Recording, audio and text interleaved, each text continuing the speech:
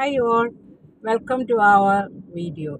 In today's video, we will talk about work-life balance, which is under the discussion these days. Yes, see, work-life balance is not a new concept. It has been around for a long time, as we all know. But this has become a point of discussion these days in India, particularly because of the sad demise of the young chartered accountant girl Anna Sebastian from Kerala, who was working for EY in Pune. She died in July out of stress. Now, this incident has come to the public notice after her mother penned a email to the EY India chief alleging that she died out of stress because of the unethical and toxic work culture followed by the company in India. So that was a huge allegation, and this has caught the attention of the people across the board, particularly the corporate world and the government. And government has initiated an investigation into this incident, and a lot of discussions are happening across media and people. So now we are not going to talk about that incident in particular because we consider that as an eye opener for the corporate world in India and the government in particular. We will talk about certain perspectives, certain backgrounds, which has brought such incidents happening. So now, yesterday, I have come across the statistics, which says India tops. India is one of the countries which top in, the more number of hours given. I mean, number of work by the people, and it is so in most of the developing and underdeveloped countries. And the fact is that the developed countries, the people in developed countries work lesser number of. So there are countries in Europe which has resorted to 4 days a week work. No. So now these countries are doing well, the people are doing well, and these are the countries which has actually produced the most popular products, the physical or technology products in the world. And Indians are all there working behind the scenes, but we are not produced any of that sort of products. And which means, it is not the quantity of the work, it is not the number of hours that matter, it is the quality of work that matters. It is the smart work that matters. So now that is a different subject altogether, but I have brought, now after this email to the India chief, a lot of people who worked in are working in EY and other big fours like KPMG, Deloitte, PwC, and EY and other tech companies recounting their bad experience at these companies. And see, now Anna is not the last or the first such case. There are cases, but the only thing nobody discussed about it. And then now this Anna's case has become a trigger for such discussion, and that is very important out so that no more Annas will happen in this country. Now let's take some perspectives. Say an old video of Ashneer Grover, the Bharat Bay co-founder and Shark Tank fame investor, um, that he joined Leeway for a salary of 1 crore, but he left the company the same day he joined because he found the workers there looked like dead bodies. Okay, and though he controversially said he consider companies where the workers look like dead bodies are good companies because they don't have emotions. They don't look for what do you call work life balance, and also they will work for more hours without asking for pay or anything. So it's like robots. Okay. So anyway, he didn't want to be one among them. That's why he left. Okay. So now let us look at some of the other statements. Now, the famous or infamous statement by Narayana Murthy of Infosys a year back that youngsters in India should work for 70, minimum 70 hours a week for the development of the country. I just don't understand what he means by development of the country. Is he referring to the economic growth and GDP growth of the country? And if that is the case, how is this development going to help the common people and the people who work for more hours without any pay? I mean, but 30 hours extra without any pay, any compensation.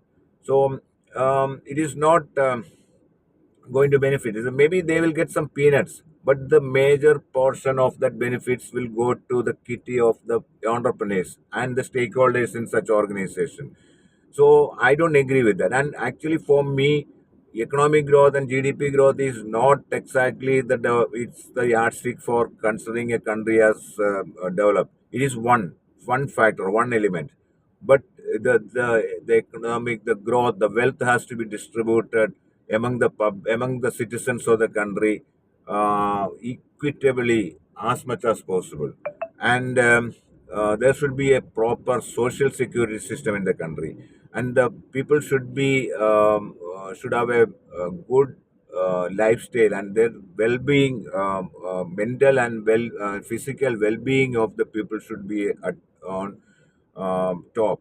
And these are the things, which, and they should be happy. The people should be happy enough, and they should have a life. They should have time to spend with their family, with their spouses, children, groom them. Not just that, spend the entire life in the offices. And that is that. I mean, I don't know what kind of people. And this is one of the reasons I believe, the youngsters are actually becoming really like robots.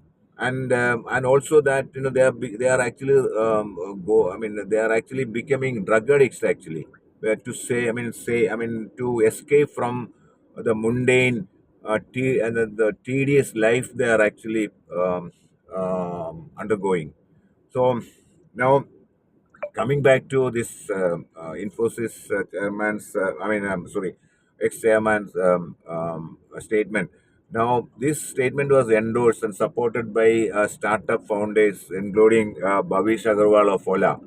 And because, we know the startups in India, most of them come without any seed funds or bootstrap funds. And they want the people who join, most of them are freshers who come for experience, and they want them to work for unlimited number of hours, and most of them without pay because they don't have money to pay.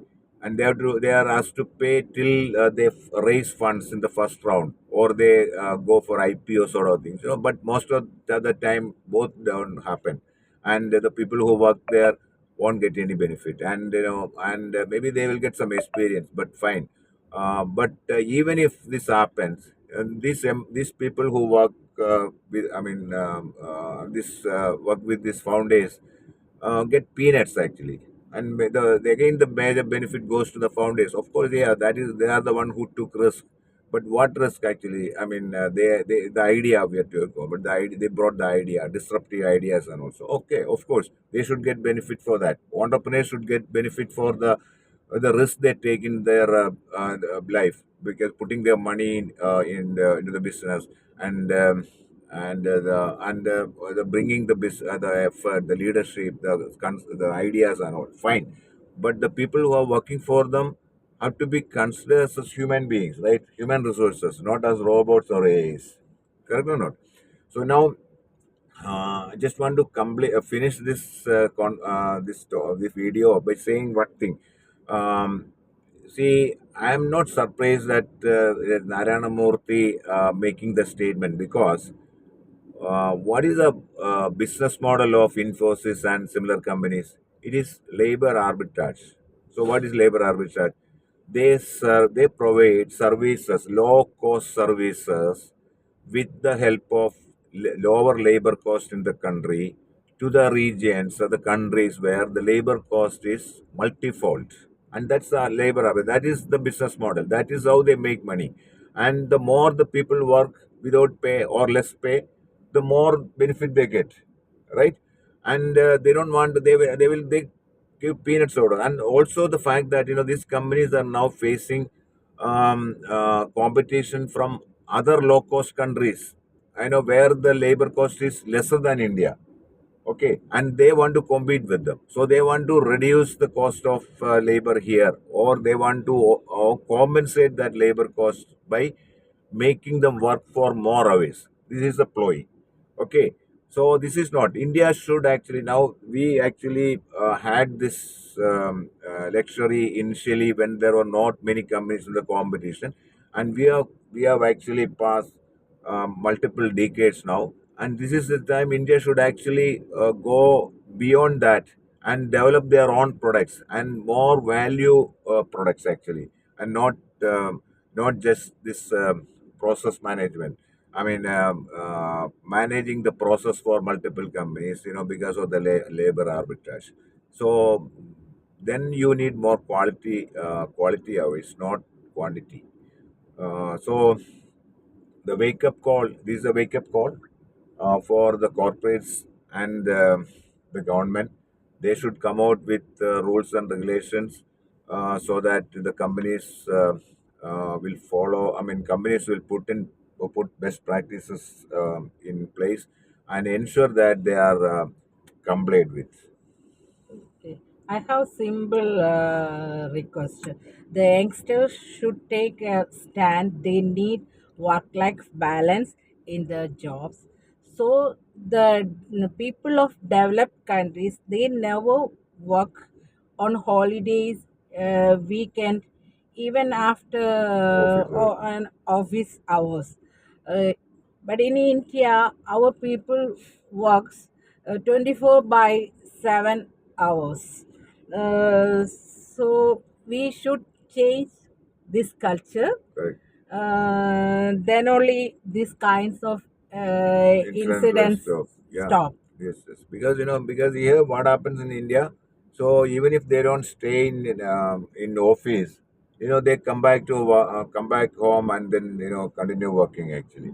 So that because they have deadlines to meet, and they are expected to meet the deadline. So there is no other choice but to work from home also. But it's actually work from home after office hours and on holidays and weekends. No life. Otherwise, yeah, no. Otherwise, what happens? Either they will lose the job, or they will not get any increment, or they will not get any promotion, or they will be abused actually, and they will be humiliated in the company in front of peers Other and people. the people.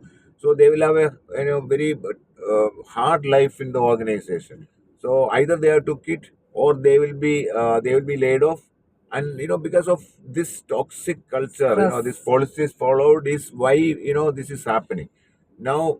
One thing is, the bottom line is this actually. See, we should understand that people don't live to work, they work to live. Simple as that. Yes, absolutely right what he's saying. Yeah, so thank you for Thank watching you. this video, We will and coming soon with with another another video video. on another subject. Till then, Thank you. Bye. bye, take Take care. care.